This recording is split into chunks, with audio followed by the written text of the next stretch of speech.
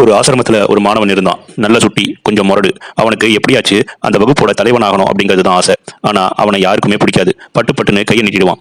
சொல்றது கேட்டு நடக்க மாட்டான். தனக்கு எல்லாமே தெரியும்னு தான் இருப்பான். ஆனா வாத்தியார்களை கவர்றதுல அவன் கெட்டிக்காரன். அவன் நினைச்ச மாதிரியே அந்த வகுப்புக்கு தலைவனாகவும் ஆயிட்டான். இவன் சொல்றது தான் யாருமே கேட்க மாட்டாங்களே. அதனால இவனை யாருமே தலைவனா ஏத்துக்கவே இல்லை. இவன் என்ன சொன்னாலும் பேசிக்கிட்டே இருந்தாங்க.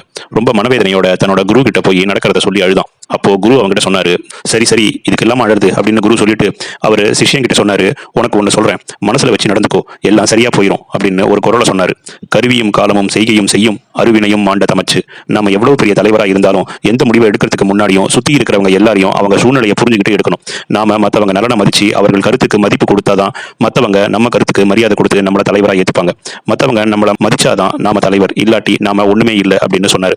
அடுத்த நாள்ல இருந்து எல்லார்கிட்டையும் அன்பா அவங்கள புரிஞ்சு மதிச்சு நடந்தான் அந்த சிஷ்யன். இப்ப எல்லாருமே அவன் வார்த்தைக்கு மரியாதை கொடுக்கவும் ஆரம்பிச்சாங்க. அவன் தலைவனாகவும் ஆனான்.